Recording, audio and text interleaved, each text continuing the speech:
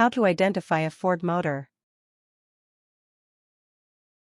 The Ford Motor Company has put identification number tags on some of its motors since the mid-1950s and on all of its motors since January of 1964.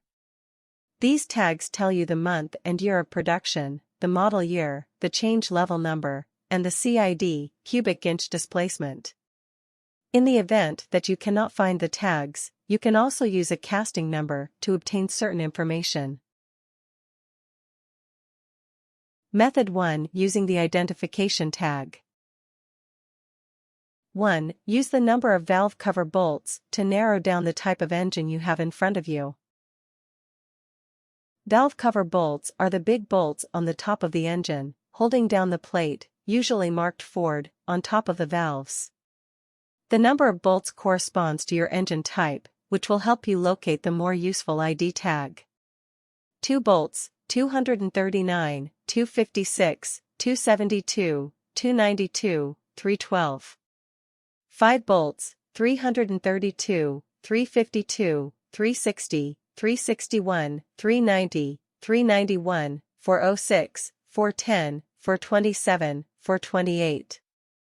6 bolts, 221, 260, 289, 302, 351W. 7 bolts, 429, 460. 8 bolts, 351C, 351M, 400. 2. Locate the ID tag under coil attaching bolts for 6-cylinder and some 8-cylinder engines. The tag is a series of numbers and letters etched in and used to decipher the year, make, and model of your engine. It is found underneath the bolts on the left or right side of the engine, near the front of the car. You can find the tag here on all 6-cylinder engines made after 1964, and on some V8 engines. The tag is roughly 3 inches long, half an inch wide, and made of aluminum.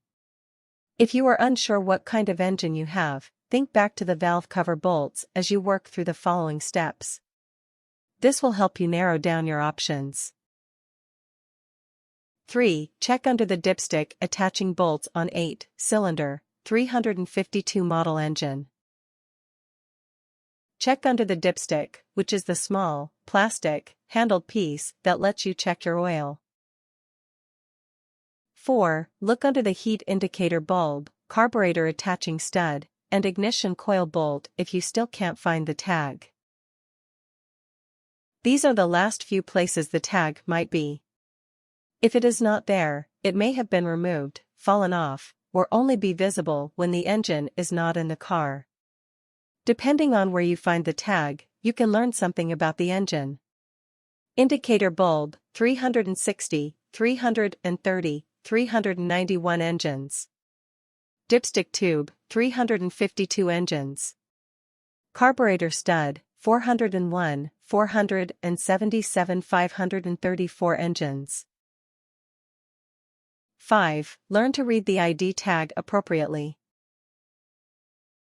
Once you've found the identification tag, you need to know how to read it to get the right information. Luckily, the tags are simple to break down. From upper left to bottom right.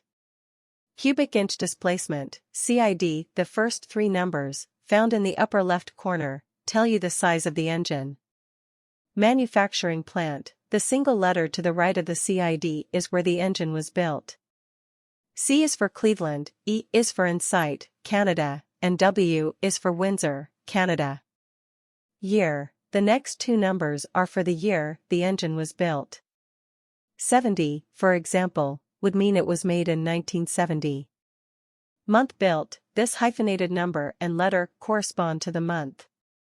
The months are in alphabetical order, so A equals January and M equals December. There is no I, so people don't confuse it. The number 1, 0, A would mean January 1975, C March 1975, etc., assuming the year code is for the 70s. Engine code number, this final 3-digit number is the ID of your particular engine. You can look up this code online to see the specs of your current engine. Method 2: Decoding casting tags. 1. Looks for 9-digit casting tags to learn more about your engine's make and model. The casting tag is etched into your motor when it is created, and is used to help find the right parts if you need a replacement. This code also packs a large amount of information in it that will help you get to know your engine better. You may need to clean the engine with a rag and some degreaser if it is too dirty to see the letters. This code is usually on the side of the engine, but you might not be able to see it when the engine is in a car with older models. Use a light to scan both sides of the engine to find it. XC5AE 9425B.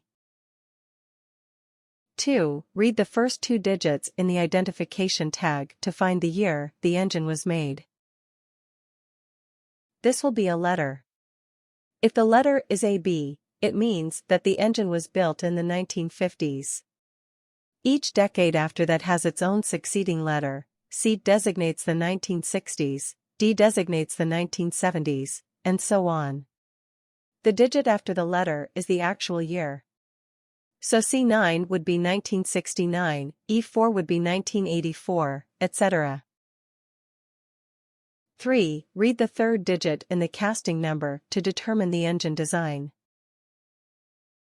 This will be a letter, and it signifies the basic design of the vehicle as shown below. Of course, this code should match up with the car that it is in, i.e. a Mercury could be coded E5M, but you may be dealing with standalone engines or redesigned cars. A. Generic and full-size engine. D. Falcon. E. Truck. F. Foreign Trans Am Racing. G. 1961 to 1967 Comet, 1968 to 1976 Montenegro. H. 1966 to 1982 Heavy Truck. J. Industrial Ford. L. Lincoln. M. Mercury. O. 1967 to 1976 Ford Torino, all Ford Fairlane. S. Thunderbird. T. Truck. W. Cougar. Y. Meteor. Z. Mustang.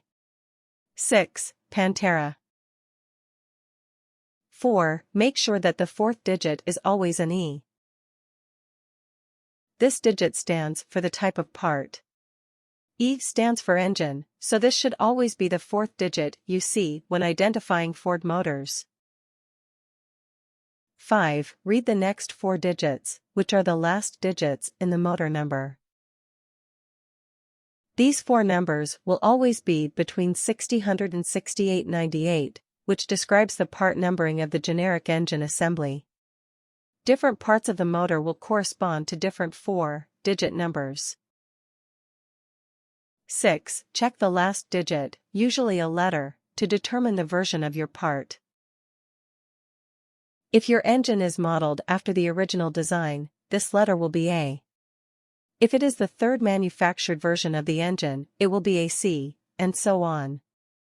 This digit can be up to 3 digits long. For example, AB would be the 28th version, 26 for A, Z, then 2 for A, B. Tips. You may need to clean sections of the motor to find the tag, so take a bottle of degreaser, a wire brush and a rag with you on your search. Things. Degreaser. Wire brush. Rags.